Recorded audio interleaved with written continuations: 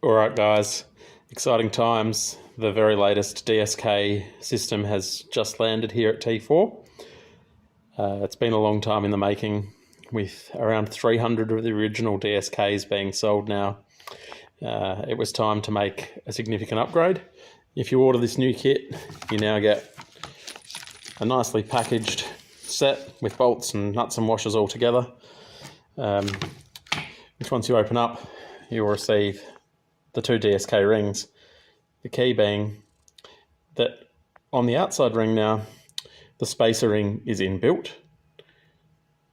There are steel inserts, which mean that we will no longer have issues with the plastic being crushed when you tighten the bolts too tight. On the flat side, which is where the bolts will stay captive, you actually have threaded inserts.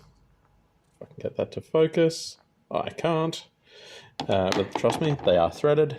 And you'll get a bolt set, which was supposed to come with flange nuts, but did not. So I will supply you separately 6 flanged nylon nuts. First step in installing your DSKs is to install the bolts through the threaded holes in the single side of the DSK. You'll get a bolt and a washer and sit these on from the outside in. You're going to put all 6 in with some Loctite. I would actually recommend using red Loctite because these can stay in place permanently. I just don't have any on me today. So once you've got all your bolts in, we'll just finish putting the last one in now. They can all be done up nice and tight. I tend to use a 12 volt impact for most of my karting stuff because it tends to not break things as much. Once you have that, you can drop your sprocket carrier over. You've got your sprocket hub facing away from that single side. So what we're using is this back flat side of the sprocket carrier, and this essentially is to stay in place permanently when it's on the kart. That means when you're doing a sprocket change, all you now need to do is drop your T4 sprocket halves over, and then you've got your new one-piece DSK plate, which goes straight over the top and locks down like this. You can see the sprocket number, your T4 logo showing through. If you're the more secretive type, you like to slide that back off, rotate it just 1/6 of a turn, put it back together, and now there's no numbers visible at all. So you've got that option to be able to see your sprocket number if you want to, which is what I want to be able to see. I'll always forget what sprocket's on my car. Just ask me. And pretty well, you're ready to go. At this point, you can install all of your 6 nuts. And generally, we would say to you that you don't need to do anything other than undo and drop the nuts from now on. All the way around. So when you go to do a sprocket change, you're just going to come in, remove that 10mm nut all the way around, all 6 of them, and then remove the outside plate in your sprocket and reinstall it. So sprocket changes are super easy. That's ready to go on the kart. When it does go on the kart, we're going to install it so that this boss side here is facing the brake and the smooth side here is on the engine side, because this side's going to always be in place, and then the easy to remove side, there's plenty of space to take this plate off and change your sprockets over at any time. All right, it's time to upgrade the DSK on the T4 Kartworks race kart. It's been using the original T4 DSKs for all of its life, and it's time for it to swap over to the new beauty. And that's coming for it right now. I'm going to give you a quick tour on how to pull your axle out and put on a DSK properly, because I'd really rather you didn't cut these. If you must cut one, do it in between the bolts, not on a bolt hole, but really it's worth doing it properly because you only do it once. The first step in removing your axle is to take off your wheels. Just take off the whole hub. Makes your life nice and easy. If you've got an arrow, it'll probably slide off just like that. Take off both sides.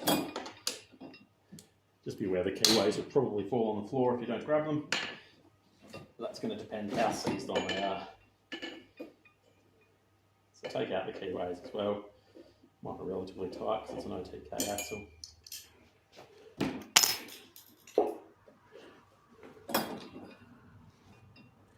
After you take the wheels off, you've got to loosen everything else on the axle. First thing on the arrow is your brake carrier.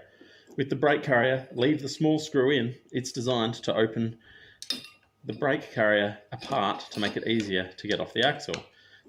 So just back out the main bolt against the little screw, and you'll see that the carrier is actually quite loose on the axle and ready to come off. You need to do the same thing to your sprocket carrier. If you're converting over a 2-stroke kart, that'll be on the outside, and you're going to take it off from the outside as well. So once you've released both of those, you need to remove all of the grub screws and the bearings.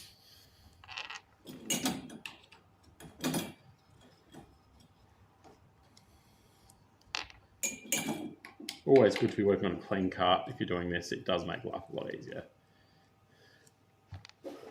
Now let's take these grub screws out entirely.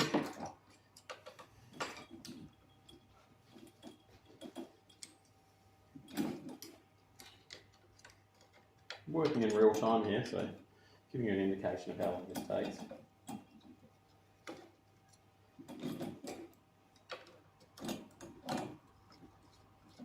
The axle should now be free to move.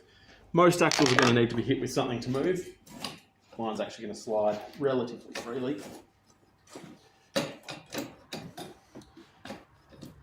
Just free up everything you can. I can take that sprocket carrier now and move it. If any of your axle keyways won't come out, just grab them with a pair of pliers, give them a pull, remove those. You need to get the axle far enough towards the engine side to remove the brake keyway, and now the axle can push back in the other direction. Now for those of you who are awfully upset and horrified at how easily that slid out of my go-kart, proper maintenance and alignment of your bearings will make that happen for you. That's axle out ready for DSK in real time, no tricks used. You may need to use something to bash your axle out. An axle basher like this is good because you can put it against the end of the axle and it will push through the bearing as well. You can use another axle to bash your axle out, but don't use anything metal directly on the end of the axle. Always make sure as well that any of the spots where the keyways, where the grub screws have bitten into the axle can sometimes create a burr that won't slide through a bearing, so you sometimes need to clean those up as well. But if your gear's generally clean and lubricated, you can get an axle to move as easily as that. I'm now going to remove this old style DSK off my own sprocket carrier and reassemble the new one onto it, and then I'll show you putting the axle back together.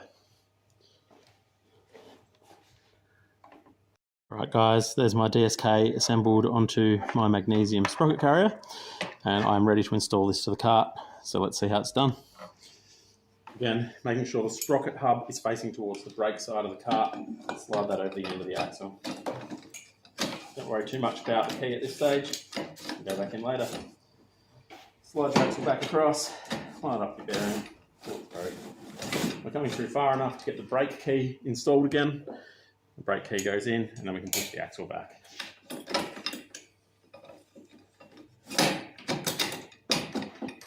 Once you've got your key into your brake, just basically looking for the witness marks where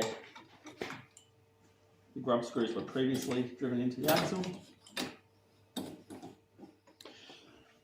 Alright, I cheated a little bit there just to spend some time and find where those grub screw marks were. But once you've got them in place, they're pretty much right to be tightened back up. So you can put your grub screws back in, and we tighten them up pretty well as tight as you can. Make sure that you do put your keyways back in place. So here for the sprocket carrier, reinstall your keyways for your wheels. Make sure you do up your pinch bolt on your brake carrier, and once you've aligned your sprocket carrier as well. All right, everything's now installed. We've tightened everything back up. Wheels are back on. Kart's ready to run. Everything spins nice and smoothly. Chain tension's good. Chain alignment's good. Use the T4 if you want help aligning your chain. Though you'll probably find with the T4 plates on, with the DSKs, it's actually quite easy to align whether it's straight or not by just seeing that the chain is running true between the two discs. New engine for me to run in this week. This will become a T4 spare for our customers to use if they ever run into issues at the track. Hopefully see you at the track soon. And if you're looking for one of these, check it out on our website. Thank you very much.